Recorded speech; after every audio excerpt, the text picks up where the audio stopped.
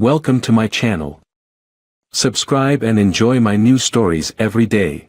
From the moment I walked through our front door, the atmosphere felt off. It was a subtle shift, a misplaced item here, a slightly different air there, that tingled the back of my neck. I hung up my coat and called out for Jenna, expecting her to pop her head around the corner with her usual bright smile. Instead, the house remained unsettlingly quiet. Walking into the kitchen, I spotted Jenna's phone on the counter, a faint glow from its screen lighting up the dim room. Curiosity nudged me closer. It was unusual for her to leave it unattended, let alone unlocked. A message notification flashed briefly before the screen faded to black. Instinctively, I reached for the phone, typing in the password, the one that had been my birthday. Access denied. I frowned, typing it in again with the same result. Confusion swirled into suspicion. Why would Jenna change her password out of nowhere? Our trust had always been open, no secrets, no locks. Another attempt, this time using our anniversary date. Denied again. My thoughts raced as I remembered the upcoming birthday of our mutual friend, Mark. It was a long shot, but when I typed it in, the phone unlocked. My heart sank as I scrolled through her messages, only to freeze on a thread filled with far too many heart emojis and endearments, all exchanged with Mark. The sinking feeling turned into a tight clench as I read the last message sent just minutes before I got home. Can't wait to see you tonight. The house is all ours. Betrayal coursed through my veins as I set the phone down and headed upstairs, each step heavier than the last. The soft murmurs and laughter that drifted down the hallway confirmed my worst fears. I paused at the door to our bedroom, gathering a breath I didn't know I was holding. Pushing it open, the scene before me was like a punch to the gut. There was Jenna, compromised in a way I had never imagined, with Mark in a position that shattered any remaining trust between us. Mark? Jenna? My voice broke the spell, and the shock on their faces told me everything I needed to know. Jenna scrambled up, her words tumbling out in a frantic apology, but it was too late. The image was seared into my mind, a vicious reminder of their betrayal. Mark could only muster a weak attempt at an explanation before I cut him off. Don't. Just, don't. I left the room, my mind a tornado of hurt and rage. Over the following weeks, I channeled my shock into action. The divorce was filed quietly but swiftly, and every mutual connection with Jenna and Mark was severed. I couldn't bear the sight of either of them again, nor the shared memories that now seemed tainted. As the last box was removed from what used to be our shared life, I looked back at the empty house, a shell of the home it once was. The betrayal had changed everything. I wasn't just moving out of a house, I was leaving behind a life that was no longer mine, stepping into a solitude that was both daunting and necessary. Jenna had made her choice, and in the ruins of our marriage, I found the resolve to rebuild on my own terms. This was just the beginning. The rest of their story, our story, was yet to be told. But as I drove away, I knew one thing for certain: our paths would never cross again. The days following the confrontation were a blur of anger and logistics. My once routine life now revolved around meetings with lawyers and avoiding the pitiful looks of neighbors who, no doubt, had caught wind of the scandal. The house felt enormous and empty, echoing with the ghosts of laughter and love that now seemed like a distant memory.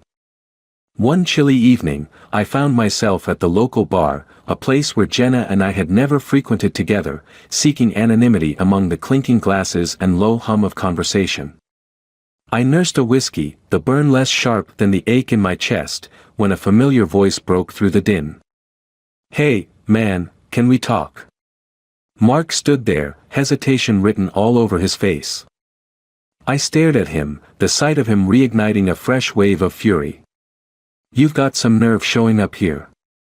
I know, and I'm sorry," he said, taking a cautious step forward. "Can I sit?" Reluctantly, I gestured to the stool beside me. "Make it quick." Mark ordered a drink before turning to me, his expression solemn. "I messed up, man. Big time. I never meant for any of this to happen. Cut the crap, Mark. You knew exactly what you were doing, I snapped, my voice low but intense. He sighed, running a hand through his hair. You're right. It's just, things haven't been great at home, and Jenna, she was there. It's no excuse. I'm not asking for your forgiveness, but I am truly sorry. The apology hung in the air, heavy and unsatisfying. I shook my head, bitterness lacing my words. Sorry doesn't even begin to cover it. You both betrayed me. How do you think an apology is going to fix anything? I don't think it can, he admitted. But I needed to say it, face to face. I've lost a lot too, you know. My wife is leaving me, and I guess, I deserved it. Guess you did, I said curtly. The bartender set down Mark's drink, but he didn't touch it, his gaze fixed on the countertop. Is there anything I can do? He asked, finally looking up. Yeah, stay out of my life. Forever, I said flatly. Standing up, I threw some cash on the bar. Enjoy the drink. It's the last thing you'll ever get from me. Walking out into the cold night, the air cleared my head a bit. The confrontation with Mark was inevitable, but now that it was over, I felt an odd sense of closure. It wasn't forgiveness, not even close, but acknowledging the pain was a step, albeit a small one, toward moving on. The next day brought a new challenge. I decided it was time to confront Jenna, not to seek answers, I had enough of those, but to finalize how we would untangle our intertwined lives. The meeting was set in a neutral coffee shop, the public setting a necessary buffer against the volatility of our emotions. When Jenna walked in, the sight of her stirred a whirlwind of memories and resentments. She looked smaller somehow, her eyes red-rimmed, her usual vibrant demeanor dimmed. Jake, she started, her voice trembling. Save it, Jenna. I'm only here to discuss the details. The lawyer sent over the papers. I want this over with, I interrupted, my tone harsher than I intended. She flinched, then nodded, taking a deep breath. Okay, I understand. I'll sign whatever you need me to sign. I'm so sorry, Jake. I never wanted to hurt you. The words echoed Mark's, and just like with him, they offered no comfort. Actions speak louder than words, Jenna. You made your choice. We spent the next hour going over documents, our conversation strictly business. When it was over, Jenna stood, her eyes searching mine for something, forgiveness, pity, a remnant of what we had. I looked away, signaling the waiter for the bill. This is goodbye, then, she said quietly. It is, I confirmed, feeling a finality that was both liberating and crushing. As Jenna walked away, the chapter of our life together closed with a soft, painful click. The road ahead was uncertain and daunting, but for the first time since that fateful day, a spark of something new flickered within me, hope. Maybe not for what was lost, but for what was yet to come. The fallout from my ruined marriage gradually settled into a dull ache, a constant reminder that accompanied me during my days and haunted my nights. Seeking a fresh start, I moved into a smaller apartment in the city, far from the suburban life I had shared with Jenna. The change of scenery was supposed to be therapeutic, a clean slate, but solitude often brought reflection, and with it, a lingering anger that I couldn't shake. One evening, as I sat flipping through TV channels, an idea sparked in my mind, fueled by the stories of vengeance I watched on screen. If Jenna and Mark thought they could walk away from this mess unscathed, they were mistaken. I needed closure, and justice seemed the only fitting end. The next day, armed with a newfound resolve, I began plotting. I started with Mark, knowing that his career was his Achilles heel. He prided himself on his pristine reputation in the local business community. I called in a few favors from old friends who were still connected to the circles Mark frequented. It wasn't long before rumors began to circulate about his less than ethical behavior both in and out of the office. Meanwhile, I turned my attention to Jenna. Social media was rife with influencers flaunting perfect lives, and Jenna, ever the social butterfly, had attempted to transform her infidelity into a narrative of finding herself. I knew just how to puncture that balloon. An anonymous blog post appeared one day, detailing the true story of her affair, cleverly disguised as a morality tale on the repercussions of betrayal. The post went viral, sparking debates and drawing attention back to her in the most negative light. As I watched the fallout from my actions unfold, a part of me expected to feel satisfied, but the taste of revenge was bittersweet. Seeing them struggle didn't bring back what was lost. Instead, it highlighted the void that the whole ordeal had left within me. The real turning point came one busy afternoon as I was walking down a bustling street, lost in thought. A familiar face caught my eye. It was Eric, a mutual friend who had been more loyal to me than to Mark throughout the ordeal. "Jake, man, how have you been?" Eric approached with a concerned look, the genuine kindness in his voice stopping me in my tracks. "Surviving," I admitted, managing a half-smile. "I heard about what's been going on. Rough stuff with Mark and Jenna, huh? Seems they're getting a taste of their own medicine now," he commented, an edge of approval in his tone. I nodded, the reality of my actions settling in. "Yeah, I guess they are. Listen, Jake, I know it's none of my business, but don't let this thing turn you into someone you're not." "You're better than that," Eric advised, clapping a hand on my shoulder.